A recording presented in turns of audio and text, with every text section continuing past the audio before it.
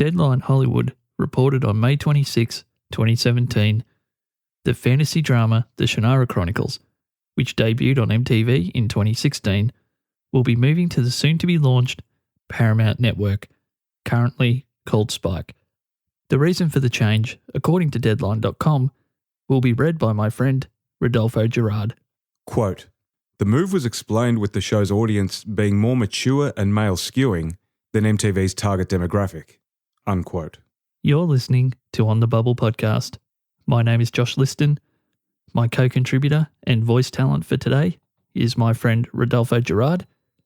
In today's episode, we're going to take a quick look at the Shannara Chronicles character Amberly and the fan campaign that has sprouted up around her, and her character more than likely not being at all featured in Season 2 of the show. That campaign is known as the Bring Back Amberly campaign. And then the bulk of today's episode, we're going to focus again on a single character campaign, this time a much more wide-reaching campaign for a very twisted and polarising character, being Grant Ward, antagonist and at times protagonist from the show Agents of S.H.I.E.L.D.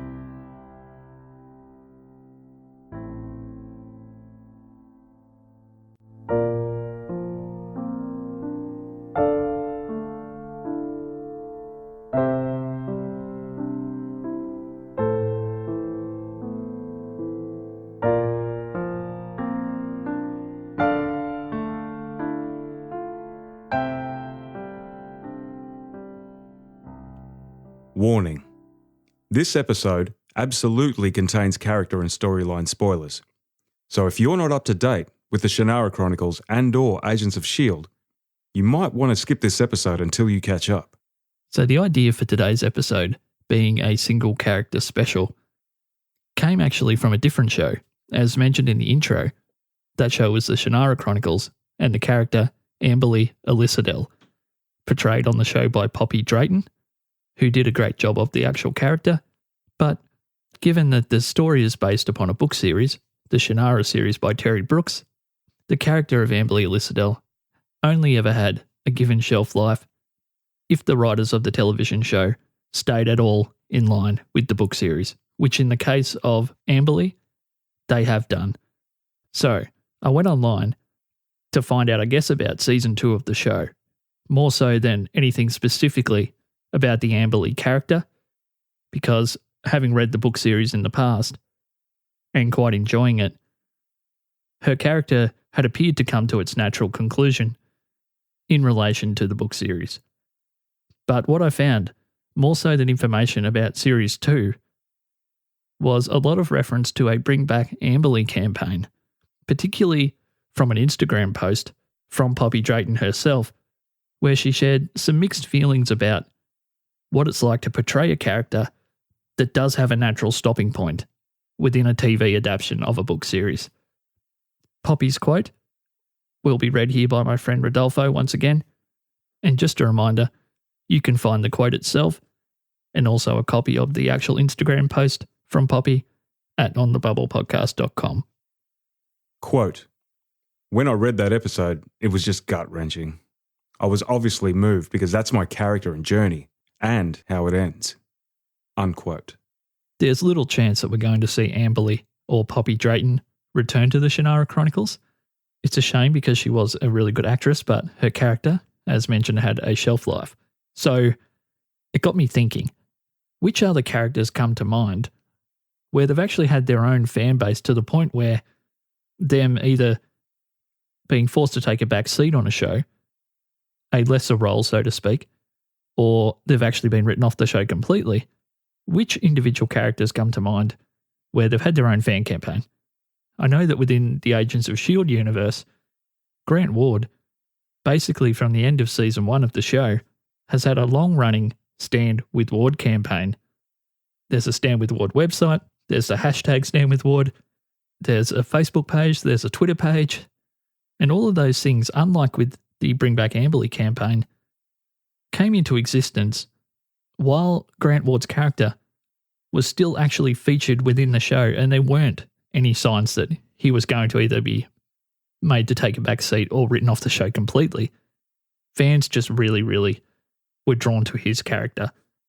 I just wanted to quote something that I found on Reddit as to why it's not completely clear why a character such as Grant Ward would garner so much support and so much fan base to the point where he would have his own Stand With Ward campaign. So this is from Reddit, a Reddit user. This was upvoted to the top of a thread, and I'll have a link to the original Reddit post in the show notes for this episode. One Reddit user called Ward, quote, a twisted psychopath, unquote. So I was lucky enough to have my friend Rodolfo in studio with me in person, where we used that particular Reddit user's phrasing, a twisted psychopath, to kick off a short, unscripted conversation about why is it that people really love protagonist turned antagonist Grant Ward. This is myself with my friend Rudy in studio and in person. So Rudy, here's the part of the show where we go a little bit more unscripted and we get to speculate as fans. And part of the reason Rudy is here today, not only is he my new voiceover guy, but he also has seen the show in its entirety. So I guess, given that Ward has been described by, for example, someone on Reddit as a twisted psychopath, why do you think it was that fans were so angry about the idea that he was either going to be really sidelined on the show after season 1 or written off the show? Because there's nothing that redeeming about him, is there? Well, not really, not at first glance sort of thing, but I mean, from my personal opinion, I was always a big fan of Ward. Obviously, in the first couple of seasons, his position on the team of S.H.I.E.L.D. and being who he was, being basically the alpha of that team, he was the number one person that you'd back on that team. Like, whatever decision he made was a good decision and you had to back it. And like, being uber fans as you and I both are, we'd watch that show and treat it as if we were on that journey with them. So as if we were on that team and we knew that whatever direction he wanted to take it was the right direction, and regardless of what we thought, we had to back his play.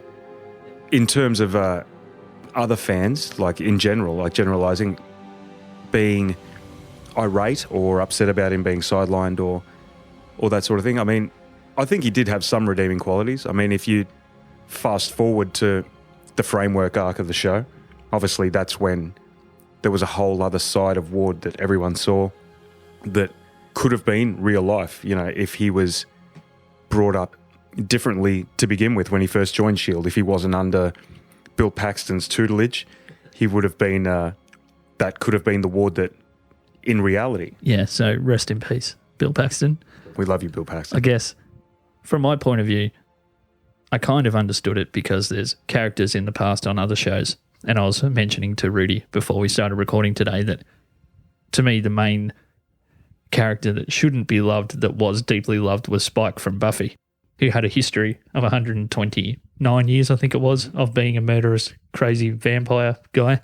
And even before he redeemed, spoiler, his soul on the show, he was probably the most loved character on the show. Yeah, definitely. There was something in there, and I think discounting because this actually, the fan campaign for Stand With Ward kicked off after season 1, and there wasn't any foresight from fans that the framework would come into existence. Mm-hmm. To be honest, I don't think any of us fans really knew that they were going to go that big with the show. And to delve into there and stay there. Yeah, and to stay there. But to bring it back to when the fan campaign kicked off, I think it was because even if his intentions weren't morally sophisticated or right, the fact that he did save everyone's life a bunch of times, and he did help to, at least within their world, save the world. So his actions were good, even though his intentions weren't, it turned out. And I think that's what fans liked, that he could have let certain things happen on the sly because he's a talented master spy. Mm-hmm. He could have let team members die, things go awry, and for Hydra to get the upper hand during season 1 without actually it being obvious. There was a part of him, I think, that was good. And I mean, yeah, it was all down to the way he was brought up. I mean, he did have from what it looked like, a semi-normal childhood up until the whole thing with his brother, and then what happened there, and then obviously under Bill Paxton's character being brought up the wrong way morally. It's just like any person really in reality. I mean, there's a little bit of good in bad people and there's a little bit of bad in good people.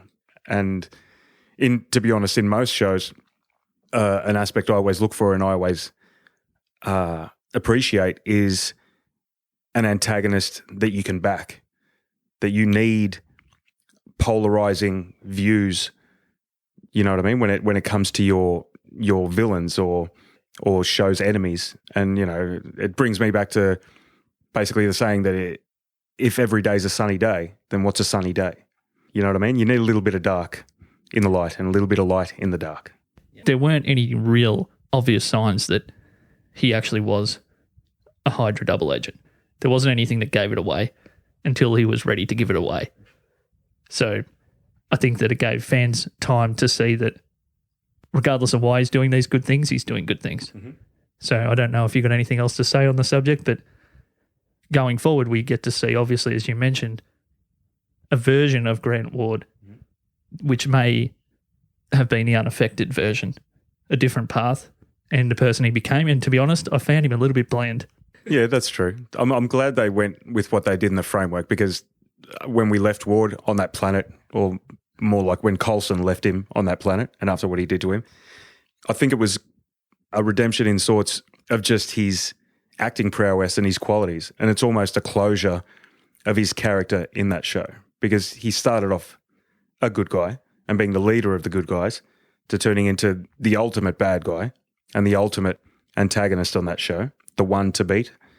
And then they just brought it round full circle, I guess, at the end to show us the man that he could have been and that he probably should have been if he was brought up the right way, and especially with his interaction with Chloe Bennett and the relationship they could have had, because that's where it was headed towards before the whole Hydra reveal.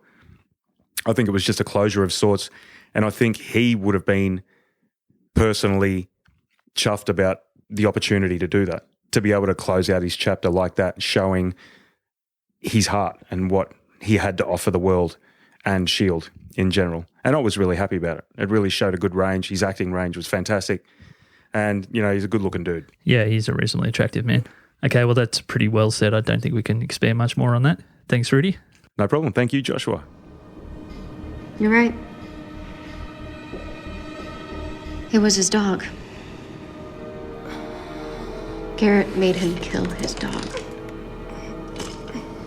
I know what you're doing, Agent Morse. And it's not going to work. Grant's already told me everything. Everything.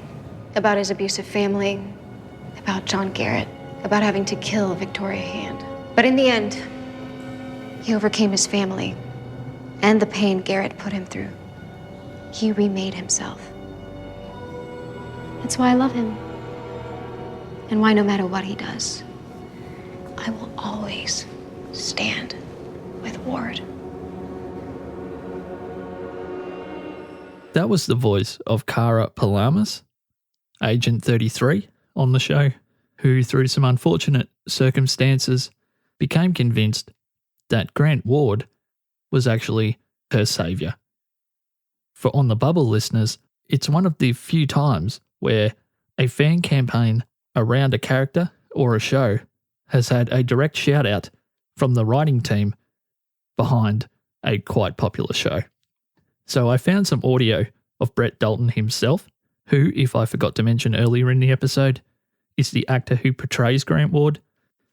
These quotes come from a ScreenerTV.com article in May of 2015, where Brett Dalton shares his feelings on what it was actually like to see a fan campaign about your character come to fruition within a pivotal scene in an important episode of a show. It's pretty awesome. So we'll go to that audio now. Once again, Brett Dalton from ScreenerTV.com, May 2015. In the finale, Kara says stand with Ward, which is sort of the catchphrase for the real-life Ward support movement. Can you talk about how that made it into the script?